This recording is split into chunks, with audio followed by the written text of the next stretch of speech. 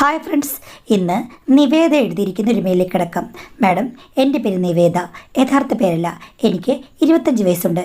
എൻ്റെ കല്യാണം കഴിഞ്ഞിട്ട് 1.25 വർഷമായി. ഞാൻ ജനിച്ചതും വളർന്നതുമൊക്കെ പാലക്കാടാണ്. എനിക്ക് ഒരു മൂത്ത സഹോദരനുണ്ട്. അദ്ദേഹം ഗൾഫിൽ വർക്ക് ചെയ്യുകയാണ്. അച്ഛനും അമ്മയും സർക്കാർ ഉദ്യോഗസ്ഥരായിരുന്നു. എൻ്റെ അമ്മ കോട്ടയംകാരിയാണ്. അമ്മയ്ക്ക് 3 സഹോദരിമാരുണ്ട്. അതിൽ ഏറ്റവും ഇളയ സഹോദരി മാത്രമേ ഇപ്പോൾ നാട്ടിലുള്ളൂ. ബാക്കി എല്ലാവരും വിദേശത്ത് സെറ്റിൽഡാണ്. ഞങ്ങളുടെ തറവാട് വീട് വാടകയ്ക്ക് കൊടുത്തിരിക്കുകയാണ്. കുഞ്ഞമ്മ താമസിക്കുന്നത് കോട്ടയം സിറ്റിക്ക് അധികം അകലെയല്ല. അവർ പ്രേമിച്ച് കല്യാണം കഴിച്ചതാണ്. കുഞ്ഞമ്മയും ചിറ്റപ്പനും. എൻ്റെ അമ്മയെ വെച്ച് നോക്കുമ്പോഴേക്കും കുഞ്ഞമ്മ തീരെ ചെറുപ്പമാണ്. അവർ ഇപ്പോഴും കോളേജ് കുമാരിയെ പോലെയാണ് നടക്കുന്നത്. ജോലിക്കൊന്നും പോകുന്നില്ല. ഭർത്താവിന് നല്ലൊരു ജോലിയുണ്ട്. ഇഷ്ടം പോലെ പണവും കൊണ്ട് കൊടുക്കും. ഒരു മകൾ മാത്രമേ ഉള്ളൂ. അവൾ ഇവിടെയല്ല, വിദേശത്താണ് പഠിക്കുന്നത്. ചുരുക്കം പറഞ്ഞാൽ കുഞ്ഞമ്മയും ചിറ്റപ്പനും ഇപ്പോഴും യുവമിഥുനങ്ങളെ പോലെയാണ് നടക്കുന്നത്. വളരെ റിലാക്സ്ഡായി ജീവിക്കുന്ന ആൾക്കാരാണ്. ഞങ്ങളുടെ വീട്ടിലെ ആൾക്കാരെ പോലെ വലിയ ടെൻഷനൊന്നുമില്ല. ഇതിനിടയ്ക്ക് എനിക്ക് ഒരു കല്യാണാലോചന വന്നു. അത് മാട്രിമോണി സൈറ്റിൽ നിന്നാണ് വന്നത്. എനിക്ക് ചെക്കനെ ഒത്തിരി ഇഷ്ടപ്പെട്ടു. എൻ്റെ സ്വപ്നത്തിൽ കണ്ടതുപോലെ ഒരു സുന്ദരനായിരുന്നു. അതുപോലെ തന്നെ നാട്ടിൽ സെറ്റിൽഡും. എനിക്ക് വിദേശത്തേക്ക് പോകാൻ ഒട്ടും താല്പര്യമില്ല. എൻ്റെ ഭർത്താവും വിദേശത്തേക്ക് പോകരുതെന്നാണ് എൻ്റെ ആഗ്രഹം. നാട്ടിൽ തന്നെ സ്ഥിരം ജോലിയുള്ള ഒരാളാണെങ്കിൽ ഏറ്റവും നല്ലത്. ഈ ക്രൈറ്റീരിയ എല്ലാം കൊണ്ടും ചേരുന്ന ആളായിരുന്നു എൻ്റെ ഭർത്താവ്. വീട്ടുകാരെല്ലാം കൂടെ നോക്കിക്കഴിഞ്ഞപ്പോഴേക്കും ചേരും. പിന്നീട് കോട്ടയം കൂടിയായി കഴിഞ്ഞപ്പോഴേക്കും ഞങ്ങൾക്കെല്ലാവർക്കും ഒത്തിരി ആഹ്ലാദമായി. അതുമാത്രമല്ല, അന്വേഷിച്ചു വന്നപ്പോൾ കുഞ്ഞമ്മയുടെ വീടിനടുത്താണ്. ഏകദേശം 1.5 കിലോമീറ്റർ മാത്രമേ ഉള്ളൂ. അതും എല്ലാവർക്കും സന്തോഷമുള്ള കാര്യമാണ്. അങ്ങനെ പെട്ടെന്ന് തന്നെ എൻ്റെ കല്യാണം നടന്നു. എൻ്റെ ഭർത്താവ് എൻ്റെ പ്രതീക്ഷകൾക്ക് ഒത്ത് ഉയർന്ന ഒരാൾ തന്നെയാണ്. ഒരു പ്രശ്നവുമില്ല. എനിക്ക് അദ്ദേഹത്തോട് ആരാധനയും ആവേശവും ഒക്കെയുണ്ട്. എൻ്റെ സ്വപ്നത്തിൽ കണ്ടതിനേക്കാൾ നല്ലൊരു സുന്ദരൻ തന്നെയാണ് എനിക്ക് കിട്ടിയത്. കാര്യം അടുത്തറിഞ്ഞപ്പോൾ അദ്ദേഹത്തിൻ്റെ സ്വഭാവം കുറച്ചുകൂടി സ്വീറ്റാണ്. അതുമാത്രമല്ല, എന്നോട് എങ്ങനെ പെരുമാറണം, എൻ്റെ ഇഷ്ടങ്ങൾ പറഞ്ഞു കഴിഞ്ഞാൽ അതിനെല്ലാം അഡ്ജസ്റ്റ് ചെയ്യുന്നൊരു ടൈപ്പാണ്. ആദ്യ ദിവസം മുതൽ ഇന്ന് വരെ എനിക്ക് സന്തോഷം മാത്രമേ ഉള്ളൂ എൻ്റെ ജീവിതത്തിൽ. അപ്പോൾ പിന്നെ എന്തിനാ കുട്ടി നീ എനിക്ക് മെയിൽ അയക്കുന്നത് എന്ന് ചോദിച്ചു കഴിഞ്ഞാൽ, മാഡം, എൻ്റെ ഹസ്ബൻഡിന് ഒരു 3-4 മാസത്തിന് മുമ്പ് എറണാകുളത്തേക്ക് ട്രാൻസ്ഫറായി. നേരത്തെ വീടിൻ്റെ അവിടെ നിന്നും 15 മിനിറ്റ് ദൂരം ഉണ്ടായിരുന്നുള്ളൂ. ഇപ്പോൾ രാത്രി 8 മണിയാവും ഇങ്ങ് വരാൻ. ട്രാഫിക്കും ബ്ലോക്കും ഒക്കെ വന്ന് ടയേർഡായിട്ടായിരിക്കും വരുന്നത്. അതുകൊണ്ട് തന്നെ പണ്ടത്തെ ഉന്മേഷം ഇപ്പോൾ കുറവാണ്. അപ്പോൾ മാഡം ചോദിക്കും, കോട്ടയം എറണാകുളം തമ്മിൽ അത്ര വലിയ ദൂരമൊന്നുമില്ലെന്ന്. എന്നാലും ട്രാഫിക് അല്ലേ മാഡം, പുള്ളിക്ക് ക്ഷീണമാണ്. അതുകൊണ്ട് തന്നെ പണ്ടത്തെ ഒരു ഇൻപം ഇപ്പോഴില്ല. ഇതിനിടയ്ക്ക് ഞാൻ വേറൊരു കാര്യം പറയട്ടെ. കുഞ്ഞമ്മയുടെ വീട് അടുത്തായതുകൊണ്ട് ഞാൻ എപ്പോഴും കുഞ്ഞമ്മയുടെ വീട്ടിൽ പോകും. അദ്ദേഹം ഓഫീസിൽ പോയി കഴിഞ്ഞാൽ വീട്ടിലെ കാര്യങ്ങളൊക്കെ അമ്മായിമ്മയുമായിട്ട് ഞാൻ ചേർന്ന് ചെയ്യും. അത് കഴിഞ്ഞ ശേഷം കുഞ്ഞമ്മയുടെ വീട്ടിലേക്ക് പോകും. കുഞ്ഞമ്മ അവിടെ വെറുതെ ഇരിക്കല്ലേ, അല്ലെങ്കിൽ കുഞ്ഞമ്മ ഇങ്ങോട്ട് വരും. അമ്മായിമ്മയ്ക്ക് കുഞ്ഞമ്മയെ വലിയ ഇഷ്ടമാണ്. ഒരു പ്രശ്നവുമില്ല. പിന്നെ അമ്മായിമ്മയും അടങ്ങി ഒതുങ്ങി വീട്ടിലിരിക്കുന്ന ടൈപ്പല്ല. അവർക്ക് 2 ആങ്ങളമാരുണ്ട്. അടുത്തടുത്ത് അവരുടെ വീടുകളിലൊക്കെ പോകും. ഞാൻ എൻ്റെ ഹസ്ബൻഡിനോട് പറഞ്ഞു ഞാനൊരു ജോലിക്ക് പോകണമെന്ന്. അപ്പോൾ പുള്ളി പറഞ്ഞു, ഓ അതിൻ്റെ ആവശ്യമില്ല, എനിക്ക് ക്ഷീണം നിനക്ക് ക്ഷീണം, അങ്ങനെ ആയിക്കഴിഞ്ഞാൽ വലിയ പ്രശ്നമാകുമെന്ന് പറഞ്ഞു. അതുകൊണ്ട് പിന്നെ ഞാൻ ഇപ്പോൾ ജോലിക്ക് ട്രൈ ചെയ്തില്ല. ആദ്യത്തെ 1 വർഷക്കാലം ഞങ്ങൾ അടിച്ചു പൊളിച്ചല്ലോ. ഒരു ദിവസം കുഞ്ഞമ്മയായിട്ട് സംസാരിക്കുമ്പോൾ കുഞ്ഞമ്മ പറഞ്ഞു, എടി, സത്യം പറഞ്ഞാൽ പ്രേമിക്കുവാണെങ്കിൽ നിൻ്റെ ഭർത്താവിനെ ഇപ്പോൾ ഒരാളെ നോക്കി പ്രേമിക്കണം. എനിക്കാണെങ്കിൽ ഞാൻ പ്രേമിച്ച ആൾ സൗന്ദര്യം ഉണ്ടോയെന്ന് നോക്കിയില്ല, എന്നോട് ഇഷ്ടമുണ്ടോ എന്ന് മാത്രമേ നോക്കിയുള്ളൂ. സത്യം പറഞ്ഞാൽ നല്ല സുന്ദരനായ ഒരുത്തിനെ പ്രേമിച്ച് കല്യാണം കഴിക്കണമെന്ന് എനിക്കിപ്പോൾ തോന്നുന്നു പറഞ്ഞു. ആഹാ, അത് നല്ല പൂതിയാണല്ലോ കുഞ്ഞമ്മേ. കുഞ്ഞമ്മയുടെ ഹസ്ബൻഡ് കാണാൻ കൊള്ളാമല്ലോ. എടി, അത്രയൊന്നും പോരാ. ശരിക്കും സിനിമ നടനെ പോലെ ഇരിക്കണം. നിൻ്റെ ഭർത്താവ് സിനിമ നടനെ പോലെ ഇരിക്കുന്നതും അത് എൻ്റെ അടുത്തുള്ള പെണ്ണുങ്ങളും പറയും, എന്താ സ്കിന്നൊക്കെ നല്ല ഫിനിഷിംഗ് ആണ്, അവൻ ഏത് ക്രീം അടി തേക്കുന്നത്? പുള്ളി ഒരു ബ്രാൻഡിൻ്റെ സൺസ്ക്രീൻ മാത്രമേ യൂസ് ചെയ്യുള്ളൂ, അല്ലാതെ വേറൊന്നും യൂസ് ചെയ്യില്ല.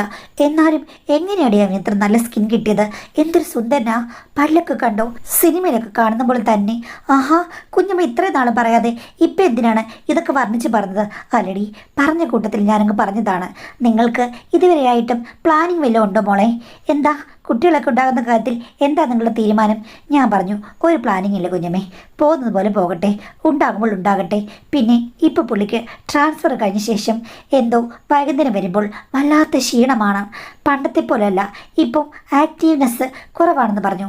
അപ്പോൾ കുഞ്ഞമ്മ എന്നെ നുള്ളി, കൊച്ചു കള്ളി, ആക്റ്റീവ്നെസ് കുറവാണെന്ന്. ആ, ഇതൊന്നും കേട്ടിട്ട് എനിക്കത്ര രസം തോന്നില്ല. അതെന്താ കുഞ്ഞമ്മ അങ്ങനെ പറഞ്ഞ്? എടി, സൂക്ഷിക്കണം. കാര്യം എറണാകുളത്തുനിന്ന് കോട്ടയത്തോട്ട് പോയി വരുമ്പോഴേക്കൊന്നും ഇത്രയും ക്ഷീണം പാടില്ല. നീ സൂക്ഷിക്കണം. ഞാനത് സൂക്ഷിക്കാനാ കുഞ്ഞമ്മേ. അപ്പോൾ കുഞ്ഞമ്മ എന്നോട് പറഞ്ഞു, എടീ ആണുങ്ങൾ ഒരു വർഷം കഴിയുമ്പോഴില്ലേ ഇൻട്രസ്റ്റ് കുറയുന്നൊരു സ്വഭാവമുണ്ട്. അതെന്താ അങ്ങനെ? പറയാൻ പറ്റില്ല. ഇവന്മാർക്കൊക്കെ പുതുമുടി മാത്രമേ ഉള്ളൂ. അത് മാത്രമല്ല, നിന്റെ ഭർത്താവ് ഒരു സൂപ്പർ സുന്ദരനാണ്. അവൻ്റെ പുറകെ പെണ്ണുങ്ങൾ വേണമെങ്കിൽ പറ്റിക്കൂടും. പിന്നെ വേറെ കാര്യമുണ്ട്, പണ്ട് അവൻ ഇവിടെ വർക്ക് ചെയ്തുകൊണ്ടിരുന്നത് തൊട്ടടുത്ത്. നിനക്ക് വേണമെങ്കിൽ നടന്നു പോകാം അങ്ങോട്ട്. ഇതങ്ങനെയാണോ? വേറെ എവിടെയോ ഓഫീസിൽ, അതും എറണാകുളം ജില്ലയുടെ അങ്ങേ അറ്റത്ത്. അവിടെ ഓഫീസിൽ ആരൊക്കെ ഉണ്ടെന്ന് നീ ചോദിച്ചോ? ഏയ്, ഞാൻ ചോദിച്ചില്ല. ആ, കൊള്ളാം. എടീ വല്ല സുന്ദരിമാരും ഉണ്ടെങ്കിൽ പറയാൻ പറ്റില്ല. പിന്നെ ഭർത്താക്കന്മാരൊക്കെ മരിച്ചുപോയ ചില പെണ്ണുങ്ങൾ കാണും, ഇല്ലെങ്കിൽ ഭർത്താക്കന്മാരെ ഉപേക്ഷിച്ച് വന്ന സ്ത്രീകളാണെങ്കിലും കാണും. ഇത്രയും സൗന്ദര്യമുള്ള ആണുങ്ങളെ കാണുമ്പോഴേക്കും തോളെ കയറാൻ വേണ്ടിയിട്ട് കാത്തിരിക്കുകയാണ്. പറയാൻ പറ്റത്തില്ല. ഒന്ന് പോ കുഞ്ഞമ്മേ. ലോകത്തിലുള്ള പെണ്ണുങ്ങളെല്ലാം എൻ്റെ ഭർത്താവിനെ നോക്കിയിരിക്കണം. എടീ നിനക്കറിയാത്തതുകൊണ്ടാണ്. ഇപ്പോഴത്തെ കാലത്ത് സൗന്ദര്യമുള്ള ആളുകൾ വളരെ കുറവാണ്. നീ ഒന്ന് നോക്ക്. സ്ത്രീകളാണെങ്കിലും പുരുഷന്മാരാണെങ്കിലും നമ്മൾ പുറത്തോട്ടിറങ്ങിക്കഴിഞ്ഞാൽ സൗന്ദര്യമുള്ളവരെ കാണാൻ ഇത്തിരി പാടാണ്. കുഞ്ഞമ്മ പറഞ്ഞു വരുന്നത് എന്താ? പറഞ്ഞു വരുന്നത് നിന്റെ ഭർത്താവിൻ്റെ ക്ഷീണം നീ ശ്രദ്ധിക്കണം. അവൻ യഥാർത്ഥത്തിൽ കാർ ഓടിച്ചു വന്നതിൻ്റെ ക്ഷീണമാണോ അതോ വേറെ എന്തെങ്കിലും ക്ഷീണമാണോ എന്ന് നീ ശ്രദ്ധിക്കണം. ഇത്രയും താമസിക്കുന്നത് എന്താ? അവന് 7 മണിയാകുമ്പോൾ വന്നുകൂടെ? 2 മണിക്കൂർ പോരെ എന്നൊക്കെ ചോദിച്ചു. ഞാൻ പറഞ്ഞു, എനിക്കറിയില്ല, ട്രാഫിക് ബ്ലോക്കാണെന്നാണ് പറയുന്നത്. ആ, ട്രാഫിക് ബ്ലോക്കൊക്കെ കാണും. എന്നും അങ്ങ് ബ്ലോക്കാണോ? എടീ നീ ശ്രദ്ധിക്കണം. വരുമ്പോൾ തന്നെ നീ ചെക്ക് ചെയ്യണം. അതെങ്ങനെ കുഞ്ഞമ്മ ചെക്ക് ചെയ്യുന്നേ? എടീ അവൻ വന്ന ഉടനെ തന്നെ കുളിക്കാനും കയറുമോ? ആ, കയറും. അതിന് സമ്മതിക്കരുത്. വരുമ്പോൾ തന്നെ നീ ഒന്ന് വിസ്തരിച്ച് എക്സാമിൻ ചെയ്യണം. അതെങ്ങനെ എക്സാമിൻ ചെയ്യുന്നത്? നിന്റെ ഭർത്താവിൻ്റെ കാര്യങ്ങൾ നിനക്കല്ലേ അറിയുള്ളൂ. വരുമ്പോൾ തന്നെ നീ അങ്ങ് പരിശോധിച്ചാൽ മതി. ഫ്രഷ് ആയിരിക്കുകയാണെങ്കിൽ എന്തോ കളത്തരമുണ്ട്. അതല്ല, രാവിലെ തൊട്ട് വൈകുന്നേരം വരെ നിന്നതിൻ്റെ എന്തെങ്കിലും പ്രശ്നങ്ങളൊക്കെ കാണുമല്ലോ. നമുക്ക് അതൊക്കെ ഒന്ന് ഒഴിയുമ്പോഴറിയാമല്ലോ. നീ നോക്കുക. ഫ്രഷ് ആയിരിക്കുകയാണെങ്കിൽ എവിടെയോ തങ്ങിയിട്ടാണ് വരുന്നത് എന്നെന്നോട് പറഞ്ഞു. പോകുഞ്ഞമേ, ഞാനങ്ങനെ നോക്കിക്കഴിഞ്ഞ് കഴിഞ്ഞാൽ ഞാൻ സംശയരോഗിയാണെന്ന് പറയില്ലേ? എടീ, സംശയരോഗം ഇത്തിരി ഉള്ളത് നല്ലതാണ്. അല്ലെങ്കിൽ ഭർത്താക്കന്മാർ വേലി ചാടും. എൻ്റെ വീട്ടിൽ എൻ്റെ ഭർത്താവിന് ക്ഷീണമാണെന്ന് പറയാൻ ഞാൻ സമ്മതിക്കില്ല. വരുമ്പോൾ തന്നെ ഞാനൊന്ന് നോക്കും. എന്തെങ്കിലും പ്രശ്നങ്ങൾ കണ്ടു കഴിഞ്ഞാൽ എല്ലായിടവും ഞാൻ നോക്കും. ഇട്ടിരുന്ന വസ്ത്രങ്ങൾ പോലും ഞാൻ സൂക്ഷ്മമായി നിരീക്ഷിക്കും. എന്തെങ്കിലും കണ്ടു കഴിഞ്ഞാൽ അന്ന് എൻ്റെ വായിൽ നിന്ന് അങ്ങനെ കേൾക്കും. അതുകൊണ്ട് അങ്ങേർക്കറിയാം എൻ്റെ സ്വഭാവം. കള്ളത്തരം പിടിക്കാൻ ഞാൻ മിടുക്കിയ. എൻ്റെ കുഞ്ഞമ്മേ, എനിക്ക് അങ്ങനെയുള്ള മിടുക്കളൊന്നുമില്ല. മിടുക്കില്ലെങ്കിൽ മിടുക്കുണ്ടാക്കണമടി. എന്തായാലും എല്ലാ ദിവസവും ക്ഷീണമാണെന്ന് പറഞ്ഞത് അങ്ങോട്ട് അക്സെപ്റ്റ് ചെയ്യാൻ പറ്റില്ല. ആദ്യത്തെ 1 മാസമൊക്കെ ഓക്കെ. അത് കഴിയുമ്പോഴേക്കും പിന്നെ ആ യാത്രകളുമായി അഡ്ജസ്റ്റ് ചെയ്യില്ലേ? അല്ലാതെ എന്നും അങ്ങ് ക്ഷീണമാണെന്ന് പറഞ്ഞ് പഴയ രീതികളൊക്കെ മാറ്റിക്കഴിഞ്ഞു കഴിഞ്ഞാൽ അവൻ എവിടെയോ കുരുക്കിൽ പെട്ടിട്ടുണ്ട് എന്നാണ് അർത്ഥം. ഒന്ന് നീ ഓർക്കുക. ഏത് പെണ്ണ് കണ്ടാലും മോഹിക്കുന്ന ഒരു സൗന്ദര്യമുള്ള ഭർത്താവാണ് നിൻ്റേത്. അതുകൊണ്ട് നീ എപ്പോഴും സൂക്ഷിക്കണം. തൊട്ടാൽ പൊട്ടുന്ന മുട്ട പോലെയാണ് നിൻ്റെ ഭർത്താവ്. ഞാൻ ചോദിച്ചത് എന്ത് സിനിമ ഡയലോഗോ അതോ എന്നെ കളിയാക്കുകയാണോ അതോ തമാശ പറയുകയാണോ? എടീ, തമാശ പോലെ ഞാൻ പറഞ്ഞെങ്കിലും കാര്യം തന്നെ കേട്ടോ. നീ ശ്രദ്ധിക്കണം. എന്തായാലും അവൻ്റെ അത്ര സുന്ദരിയല്ല നീ എന്ന് നീ ഓർക്കുക എന്ന് പറഞ്ഞിട്ട് പോയി. എനിക്കാണെങ്കിൽ അത് കേട്ട് കഴിഞ്ഞപ്പോഴേക്കും വല്ലാത്ത ഫീലിംഗ് ആയി. കുഞ്ഞമ്മ പറഞ്ഞത് ശരിയാണോ എന്ന് ഞാൻ ഇടയ്ക്കിടയ്ക്ക് നോക്കി. എനിക്ക് സൗന്ദര്യമില്ല എൻ്റെ ഭർത്താവിൻ്റെ അത്രയും. എനിക്ക് പറ്റിയ ആൾ തന്നെ. പുള്ളിക്കെന്നോട് നല്ല സ്നേഹമാണല്ലോ. നല്ല സൗന്ദര്യമുള്ള ഒരാൾക്ക് നല്ല സൗന്ദര്യമുള്ള പെണ്ണുങ്ങളെ കണ്ടെങ്കിലല്ലേ ഇഷ്ടം തോന്നുകയുള്ളൂ. അപ്പം ഞാൻ സൗന്ദര്യമുള്ളവളാണ്. കുഞ്ഞമ്മ എന്തിനാണ് എന്നെ താഴ്ത്തി കിട്ടി പറഞ്ഞത്? അവർക്ക് എന്നെക്കാൾ സൗന്ദര്യമുണ്ടോ? എനിക്കറിയില്ല. ആകെക്കൂടി എനിക്ക് കൺഫ്യൂഷനാണ്. ഭർത്താവ് വരുമ്പോൾ ക്ഷീണമാണെന്നൊക്കെ പറയുന്നു. ഇതിൽ കുഞ്ഞമ്മ പറഞ്ഞതുപോലെ എന്തെങ്കിലും ഉണ്ടോ? അവിടെ ഏതെങ്കിലും സുന്ദരി പെണ്ണുങ്ങൾ വലയിൽ വീണിട്ടുണ്ടോ? അല്ലെങ്കിൽ എൻ്റെ ഭർത്താവിനെ അവർ ഏതെങ്കിലും രീതിയിൽ നോട്ടമിടുന്നുണ്ടോ? അറിയില്ല. എന്തായാലും ഇന്ന് വരുമ്പോൾ ഒന്ന് നോക്കണം. വിളിച്ച് സ്നേഹത്തോടു കൂടി ഒന്ന് പരതി നോക്കണം. കുഞ്ഞമ്മ പറഞ്ഞതുപോലെ എക്സാമിനേഷൻ ആണെന്ന് വിചാരിക്കരുത്. വരുമ്പോൾ തന്നെ സ്നേഹം പ്രകടിപ്പിക്കുകയാണ് എന്നുള്ള രീതിയിൽ ഒന്ന് തൊട്ടും തലോടിയും ഒക്കെ ഒന്ന് നോക്കണം. എല്ലാവരും എക്സാമിൻ ചെയ്യണം. അല്ലെങ്കിൽ കുഞ്ഞമ്മ പറഞ്ഞതുപോലെ ഞാൻ വഞ്ചിക്കപ്പെട്ടാലോ? അന്ന് വന്നപ്പോൾ ഭർത്താവിനോട് ഇപ്പം കുളിക്കണ്ട, എൻ്റെ അടുത്തൊന്ന് ഇരിക്കൂ, ഞാൻ ഒന്ന് നോക്കട്ടെ എന്നൊക്കെ പറഞ്ഞ് ഞാൻ അനാവശ്യമായ ചില കൈകടത്തലുകൾ നടത്തി. പക്ഷേ എൻ്റെ ഉദ്യമം വിജയിച്ചില്ല. ഭർത്താവ് എല്ലാത്തിനും സമ്മതിച്ചെങ്കിലും അദ്ദേഹത്തിന് മനസ്സിലായി നിനക്ക് എന്നോട് സംശയമാണെന്ന് തോന്നുന്നു. സംശയമുള്ള സ്ത്രീകളാണ് ഇങ്ങനെ ചെയ്തതെന്ന് ഞാൻ വായിച്ചിട്ടുണ്ട്. പല കഥകളും ഇൻ്റർനെറ്റിൽ ഞാൻ കേട്ടിട്ടുണ്ടെന്ന് പറഞ്ഞു. അത് കേട്ട് കഴിഞ്ഞപ്പോഴേക്കും എൻ്റെ ഐഡിയ പാളിപ്പോലെ എനിക്ക് തോന്നി. ഞാൻ പറഞ്ഞു, എനിക്ക് സംശയമുണ്ടെന്ന് കൂട്ടിക്കോളൂ.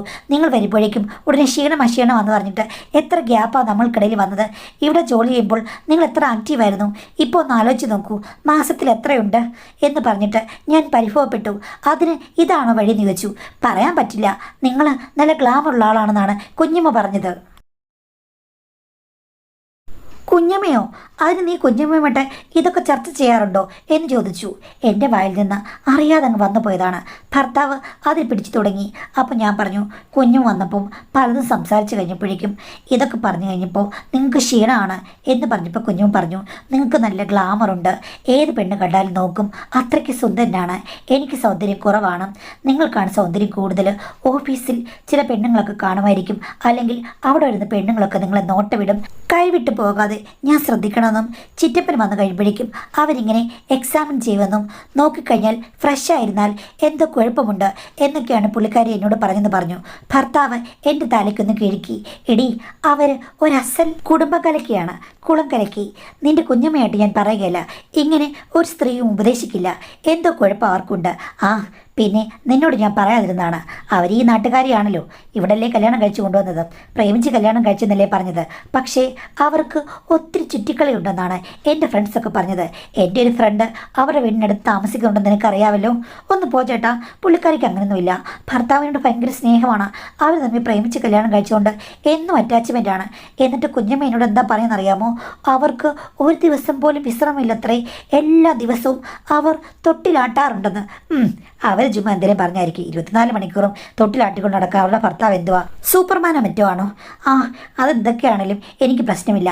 ഒരു കാര്യമുണ്ട്, നിങ്ങളിങ്ങനെ ദിവസവും ക്ഷീണമാണെന്ന് പറഞ്ഞു കഴിഞ്ഞാൽ എനിക്ക് ഇനി സംശയം വരികയുള്ളൂ.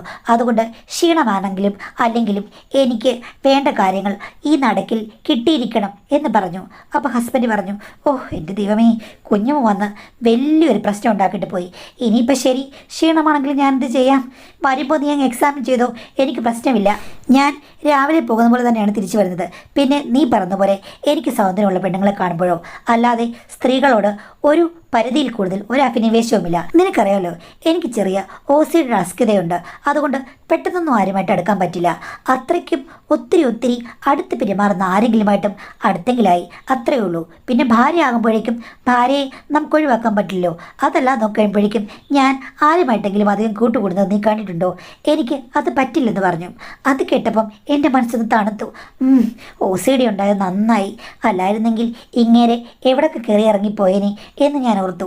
എന്തായാലും അത് കഴിഞ്ഞതിൽ പിന്നെ ഭർത്താവ് കുറച്ചുകൂടെയൊക്കെ ജാഗരൂകനാണ്. ഇടയ്ക്ക് ഞാൻ ഇവർക്കും ക്ഷീണം കാണും എന്ന് വെച്ചിട്ട് റെസ്റ്റ് കൊടുക്കും. എനിക്കാണെങ്കിൽ വീട്ടിലിരുന്ന് നല്ല ഫലഭൂയിഷ്ടമായ ഫലമൂലാദികൾ തിന്നുന്നത് കൊണ്ട് എനിക്ക് ക്ഷീണമൊന്നുമില്ലല്ലോ. അദ്ദേഹത്തിൻ്റെ ക്ഷീണം ഞാൻ വകവെച്ചില്ല. പിന്നെയും ഞങ്ങൾ റൈറ്റ് ട്രാക്കിലേക്ക് പോകാൻ തുടങ്ങി. കുഞ്ഞമ്മേനോട് ചോദിച്ചു, എടി എങ്ങനെയുണ്ട്, ഞാൻ പറഞ്ഞ രീതിയൊക്കെ നീ പരീക്ഷിച്ചോന്ന്. ഞാൻ പറഞ്ഞു പരീക്ഷിച്ചു. ഭർത്താവിനോട് കുഞ്ഞുമ്മ പറഞ്ഞ കാര്യം പറഞ്ഞെന്ന് ഞാൻ പറഞ്ഞില്ല. ഇടയ്ക്കൊക്കെ വരുമ്പോഴേക്കും അവർ തമ്മിൽ സാധാരണ പോലെ സംസാരിക്കാറുള്ളതാണ്. ഞാൻ നീ പറഞ്ഞു വെച്ചിട്ട് എന്തെങ്കിലും ഒരു മിസ്അണ്ടർസ്റ്റാൻഡിങ് ഉണ്ടായല്ലോ എന്ന് വിചാരിച്ച് ഞാൻ ഒന്നും മിണ്ടിയില്ല. എൻ്റെ മോളെ, ഇന്ന് രാവിലെ ഒരു മുട്ടൻ ബഹളം നടന്നു. ആരാ? കുഞ്ഞുമ്മയും ചിറ്റപ്പനും തമ്മിലാണോ? അല്ലടി, അപ്പുറത്തെ വീട്ടിൽ ലക്ഷ്മിയില്ലേ, അവളും ഞാനും തമ്മിൽ. എന്താ? അവളുടെ വീട്ടിലെ കരിയിലെല്ലാം ഇങ്ങോട്ട് വീഴുന്നല്ലോ. അപ്പോൾ ഞാൻ പറഞ്ഞു, മോളെ അതൊന്ന് വെട്ടിമാറ്റണമെന്ന്. അപ്പോൾ അവൾ പറയുകയാണ്, അത് നമുക്ക് ആലോചിക്കാം, അല്ലെങ്കിൽ ചേച്ചിക്ക് കരിയിൽ വീണാൽ എന്താ, 10 ദിവസം കഴിഞ്ഞില്ലേ തൂക്കുന്നതെന്ന്. അത് കേട്ടപ്പോൾ എനിക്ക് ദേഷ്യം വന്നു. നീ എങ്ങനെ അടി കണ്ടത്, ഞാൻ 10 ദിവസം കൊണ്ടാണ് തൂക്കുന്നതെന്ന്. അപ്പോൾ അവൾ പറയുകയാണ്, നിങ്ങൾക്ക് സമയമില്ലയോ, ഭർത്താവ് പോയി കഴിയുമ്പോഴേക്കും ഒരുങ്ങിക്കെട്ടി വീട്ടിലിരിക്കുകയല്ലേ, പലരും വന്നിട്ട് പോവുകയില്ലെന്ന് പറയുക. അത് കേട്ട് കഴിഞ്ഞപ്പോഴേക്കും ഇല്ലാവചനം പറഞ്ഞ അവളെ ഞാൻ ശരിക്കും ആട്ടി വിട്ടടി. ഇത്രയും നാൾ ഞാൻ തെറി വിളിക്കാതിരിക്കായിരുന്നു, ഇന്ന് അവളെ ഞാൻ തെറി വിളിച്ച് ചാടിച്ചു. അത് കഴിഞ്ഞാൽ ഞാൻ ഇങ്ങോട്ട് വന്നേന്ന്. അതെന്താ കുഞ്ഞമ്മേ അങ്ങനെ പറഞ്ഞത്? വേറൊരാളും എന്നോട് പറഞ്ഞു, കുഞ്ഞമ്മ അവിടെ എന്തോ ചുറ്റിക്കളികളൊക്കെ ഉണ്ടെന്ന്. ആരടി എങ്ങനെ പറഞ്ഞത്? അവിടെയുള്ള പെണ്ണുങ്ങൾ ആരെങ്കിലും ആണോ? എന്നെക്കുറിച്ച് അങ്ങനെ പറയാൻ ഏതവൾക്കാടി ധൈര്യം? ഞാൻ പറഞ്ഞു, ഇങ്ങനെയൊന്ന് കേട്ടു, ആരാന്ന് ഞാൻ പറയുന്നില്ല. ഇതാണ് സംശയരോഗം. അവൾക്കും അവിടെ കൂട്ടത്തിലുള്ള കുറേ പെണ്ണുങ്ങൾക്കും ഉണ്ട് സംശയരോഗമാണ്. എൻ്റെ വീട്ടിൽ ആരും വരാൻ പറ്റില്ല. ഒരു ചിട്ടിക്കാരൻ വന്നു കഴിഞ്ഞാൽ സംശയം, ലൈൻമാൻ വന്നു കഴിഞ്ഞാൽ സംശയം, എന്തിനും ഒരു റിപ്പയറിങ്ങിന് പോലെ ആൾ വന്നു കഴിഞ്ഞാൽ ഉടനെ അങ്ങ് സംശയമാണ്. എടി, വീട്ടിലെ കാര്യങ്ങളൊക്കെ നോക്കുന്നത് അടുത്തുള്ളൊരു പയ്യനാണ് കേട്ടോ. അവനെ ഞാൻ ഇടയ്ക്കിടയ്ക്ക് വിളിക്കും. അവൻ എന്ത് നന്നാക്കുടി, ഇലക്ട്രോണിക്സും പിന്നെ പ്ലംബിങ്ങോ വയറിങ്ങോ എന്ത് വേണമെങ്കിലും ചെയ്യും. അവനെയാണ് സ്ഥിരമായിട്ട് വിളിക്കുന്നത്. അവനാണെങ്കിൽ ഞാൻ വിളിച്ചാൽ ഓടി വരികയും ചെയ്യും. അത് അവൾക്ക് ഒട്ടും ഇഷ്ടമല്ല. അവൾ വിളിച്ചു കഴിഞ്ഞാൽ പോകില്ല, അവൾ പിശിക്കുക, ഒന്നും കൊടുക്കില്ല. അതിൻ്റെ ചൊരുക്കിലാണ് അവൾ അങ്ങനെ പറഞ്ഞത്. നിന്നോട് പറഞ്ഞത് ആരാണെന്നറിയില്ല, അവൾ തന്നെയാണോ? ഇടയ്ക്ക് കാർ എടുക്കാനാവും വരും. അവൻ്റെ കൂടെ ഞാൻ ടൗണിൽ പോകും, ചിലപ്പോൾ അവൻ്റെ ബൈക്കിൽ ടൗണിൽ പോകും. അതൊക്കെ കാണുമ്പോൾ അങ്ങ് അസൂയ മോളെ, എന്ത് ചെയ്യാനാ? അല്ല കുഞ്ഞമ്മേ, ആ ചെക്കനെ കണ്ടു കഴിഞ്ഞാൽ സുന്ദനാണോ? പിന്നെ സുന്ദനല്ലേ, നല്ലൊരു സൂപ്പർ ചെക്കനാടി. അതുകൊണ്ട് അവളുമാർക്ക് അസൂയ. വലിയ വിദ്യാഭ്യാസമൊന്നുമില്ല, +2 വരെ പോയിട്ടുള്ളൂ. പക്ഷെ കണ്ടു കഴിഞ്ഞാൽ അങ്ങനെ പറയില്ല. വെളുത്ത് തൊടുത്ത് ചുമന്ന് ഒരു സീരിയൽ താരത്തിന് കെറ്റപ്പാടി. അവൻ്റെ കൂടെ ഞാൻ പോകുന്നത് ഇവളുമാർക്ക് ഇഷ്ടമേ അല്ല. അവനാണെങ്കിൽ മറ്റു പെണ്ണുങ്ങളെ വെച്ച് പോകുകയില്ല.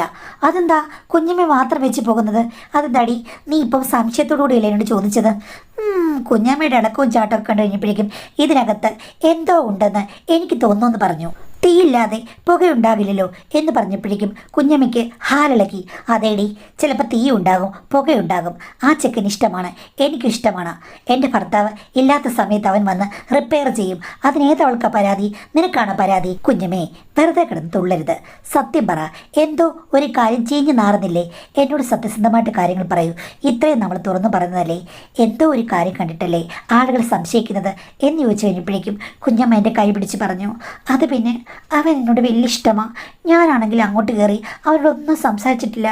പക്ഷേ ഓരോ കാര്യങ്ങൾ റിപ്പയർ ചെയ്യാൻ വരുമ്പോൾ അവനങ്ങ് പറയുകയാണ്, ഞാനൊക്കെ സുന്ദരിയാണ്, എനിക്ക് വളരെ ചെറുപ്പമാണ് എന്നൊക്കെ അവൻ പറയുകയാണ്.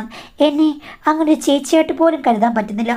അവൻ്റെ സമപ്രായമാണെന്ന് തോന്നുകയാണ് എന്നൊക്കെ പറഞ്ഞെന്ന്. എൻ്റെ പൊന്നു കുഞ്ഞമ്മേ, തള്ളുന്നതിന് ഒരു ലിമിറ്റില്ലേ? ചെക്കൻ സുന്ദരാണെന്ന് പറഞ്ഞപ്പോഴേ എനിക്കൊരു കാര്യം പിടികിട്ടി. ഇതെല്ലാം തുടങ്ങിയത് കുഞ്ഞമ്മയാണ്.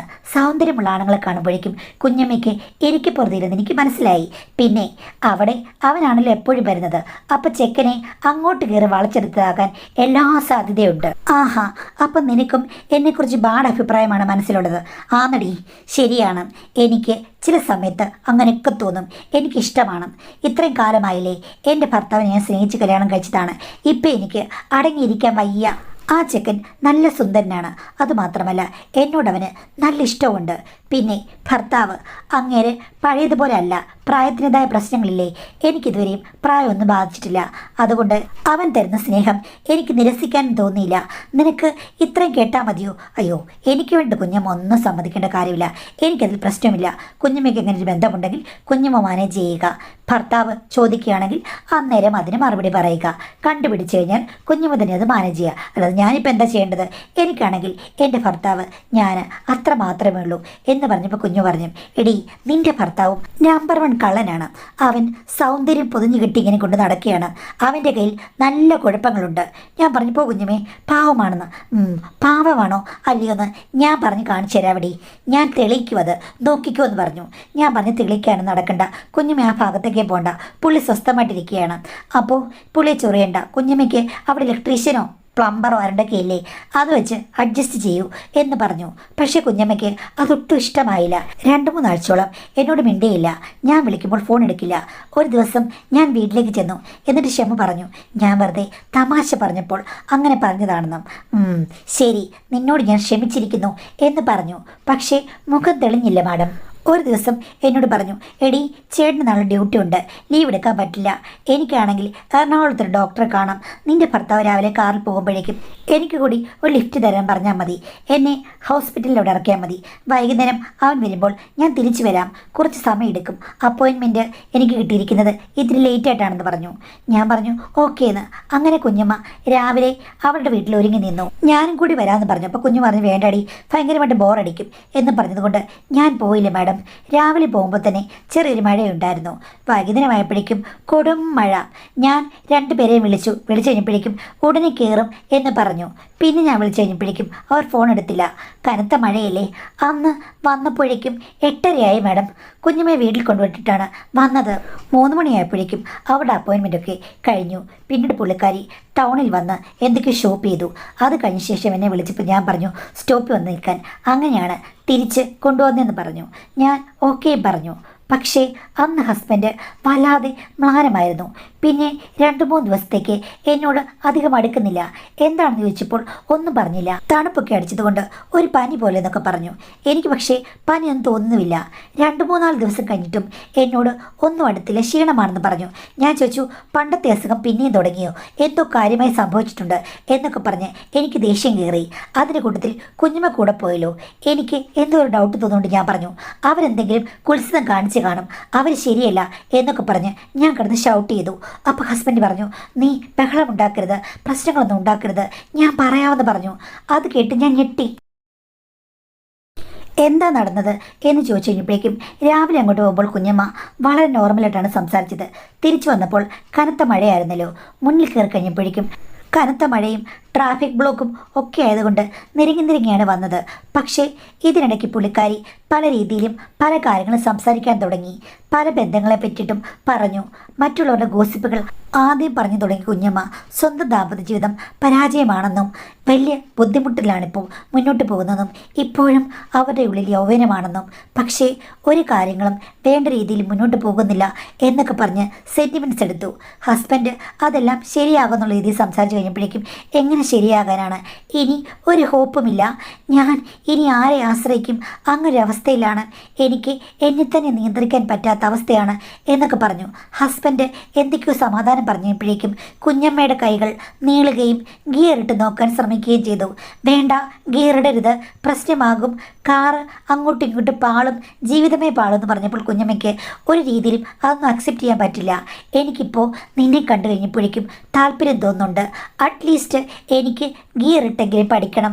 എനിക്ക് കാർ ഓടിക്കാൻ വലിയ ഇഷ്ടമാണ്, അതും പുതിയ മോഡൽ കാർ തന്നെ ഓടിക്കണം എന്ന് പറഞ്ഞ് കുഞ്ഞമ്മ നിർബന്ധം പിടിച്ചു. ഹസ്ബൻഡ് എതിർത്തെങ്കിലും അതൊന്നും വിലപ്പോയില്ല. അവർക്ക് വല്ലാത്ത ആകാംക്ഷയും ആവേശവുമായിരുന്നു. അവർ ഫസ്റ്റ് ഗിയറും സെക്കൻഡ് ഗിയറും തേർഡ് ഗിയറും ഒക്കെ ഇട്ട് അവസാനം റിവേഴ്സ് ഗിയറൊക്കെ ഇട്ട് എല്ലാം കഴിഞ്ഞിട്ടാണ് പിന്മാറിയത്. അത് സത്യം പറഞ്ഞു കഴിഞ്ഞാൽ നിരസിക്കണമെന്ന് ആഗ്രഹമുണ്ടെങ്കിലും എൻ്റെ ഹസ്ബൻഡിന് പറ്റിയില്ല. അതുമാത്രമല്ല, കുഞ്ഞമ്മ ഹസ്ബൻഡിനോട് ആവശ്യപ്പെട്ടത്രേ രണ്ടാമത് ഒന്നുകൂടി ഗിയറിട്ട് കഴിഞ്ഞിട്ട് മാത്രമേ വീട്ടിൽ പോകാൻ പാടുള്ളൂ എന്ന്. അതിന് ഹസ്ബൻഡിന് വയ്യായിരുന്നു. കാര്യം നല്ല കുറ്റബോധം.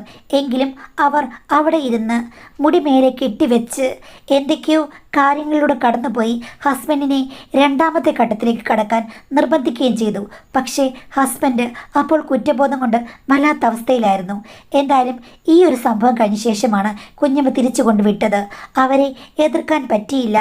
അവരുടെ കടന്നുകയറ്റം അതിഭീകരമായിരുന്നു എന്നൊക്കെ പറഞ്ഞ് എന്നോട് ശരിക്കും കുമ്പസരിച്ചു. ഞാനത് കിട്ടി ഞെട്ടിപ്പോയി. കുഞ്ഞുമെ വിളിച്ചപ്പോൾ കുഞ്ഞും പറഞ്ഞു, നിനക്ക് വലിയ ഇളക്കമാണ്, നിൻ്റെ ഇളക്കം ഞാൻ തീർത്തു തന്നതാണ് എന്ന് പറയുകയാണ്. ഇപ്പോൾ എന്നോട് കുഞ്ഞും മിണ്ടാറില്ല. നീ ആരുടെങ്കിലും പറയാൻ പോയി കഴിഞ്ഞാൽ നിനക്ക് തന്നെ ബുദ്ധിമുട്ട് എന്ന് പറഞ്ഞ് അവർ വലിയ വിജയിപ്പോൾ നടക്കുകയാണ്. മാഡം, എന്ത് ചെയ്യണമെന്ന് എനിക്കറിയില്ല. ഭർത്താവിന് അന്ന് മുതൽ മൊത്തം സ്റ്റാർട്ടിങ് ട്രബിളാണ്, കുറ്റബോധം കൊണ്ടാണെന്ന് പറയുന്നത്. പക്ഷേ എനിക്ക് ഭർത്താവിൻ്റെ സ്വഭാവവും കുഞ്ഞമ്മയുടെ സ്വഭാവവും അഡ്ജസ്റ്റ് ചെയ്യാൻ പറ്റുന്നില്ല. ഭർത്താവിനെ പഴയ രീതിയിലാക്കിയെടുക്കാൻ ഞാൻ ഒന്നും ശ്രമിക്കുന്നില്ല. ശരിക്കും പറഞ്ഞു കഴിഞ്ഞാൽ എൻ്റെ കയ്യിലാണോ അദ്ദേഹത്തിൻ്റെ കയ്യിലാണോ തെറ്റെന്ന് എനിക്കറിയില്ല. അദ്ദേഹത്തിന് തെറ്റ് ക്ഷമിക്കാവുന്നതാണോ മാഡം? കുഞ്ഞമ്മയുടെ യഥാർത്ഥ സ്വഭാവം നിങ്ങൾക്കറിയാമല്ലോ. നിങ്ങളുടെ ഭർത്താവ് എനിക്ക് തോന്നുന്നു ഒരു പാവം മനുഷ്യനാണ്. ഈ പറയുന്ന ഗാംഭീര്യമൊന്നും അങ്ങേർക്ക് കാണില്ല. അങ്ങേര് ആ ഒരു സമയത്ത് വല്ലാതൊരു കുടുക്കിൽ അകപ്പെട്ടു പോയി കാണും. ഇവർ പറയുകയാണ് കാറിലിരുന്ന് പബ്ലിക് പ്ലേസ് അല്ലേ, ഇതുണ്ടെങ്കിലേ മുന്നോട്ട് പോകാൻ പറ്റുമോ എന്നൊക്കെ പറഞ്ഞാൽ സ്ത്രീയല്ലേ, ഏത് പുരുഷനാണെങ്കിലും പരിഭ്രമിച്ചു പോകും. അതുമല്ല, വശംവദനാകും കടന്നു കയറുമ്പോൾ പറയാതിരിക്കാൻ പറ്റില്ല. പക്ഷേ അങ്ങേർക്ക് നല്ല കുറ്റബോധമുണ്ട്. നിങ്ങളോട് ഏറ്റു പറയുകയും ചെയ്തു. അങ്ങനെ ഒരാളെ ഒരിക്കലും സംശയിക്കുകയും അതേപോലെ അകറ്റി നിർത്തുകയും ചെയ്യേണ്ട കാര്യമില്ല. കുഞ്ഞമ്മയെ അങ്ങ് അകറ്റി നിർത്തിയാൽ മതി. ഈ പറഞ്ഞതുപോലെ എല്ലാ ആണുങ്ങളെന്ന് പറയാൻ പറ്റില്ലെങ്കിൽ കൂടിയും പല ആൾക്കാരും ഈ സിറ്റുവേഷൻസ് അനുസരിച്ച് പല മനുഷ്യർക്കും നമുക്കാണെങ്കിലും ആർക്കാണെങ്കിലും ചിലപ്പോൾ അബദ്ധങ്ങൾ പറ്റാം. ഇതിപ്പം ഇങ്ങനെ അബദ്ധം പറ്റി പുള്ളി പറഞ്ഞു. അപ്പം അതുകൊണ്ട് കുറ്റബോധമൊന്നും വേണ്ട. ഈ പ്രശ്നം നിങ്ങൾ രണ്ടുപേരും കൂടെ ചർച്ച ചെയ്ത് രമ്യമായി പരിഹരിച്ച് ആ ഒരു നടന്ന കാര്യങ്ങൾ മറന്നിട്ട് നിങ്ങൾ നിങ്ങളുടെ കാര്യം നോക്കുക. അവിടെ ഇപ്പോൾ അങ്ങനെ എന്തെല്ലാം കാര്യങ്ങൾ ജീവിതത്തിൽ നടക്കും. അപ്പോൾ തുറന്നു പറയുന്ന ഒരാളെ ഒരിക്കലും പിന്നെയും ക്രൂശിക്കരുത്. പിന്നെയും നിങ്ങളുടെ ദാമ്പത്യ ജീവിതം പഴയതുപോലെ നന്നായിട്ട് ഒഴുകുക, നയാഗ്ര പോലെ. ഓക്കേ.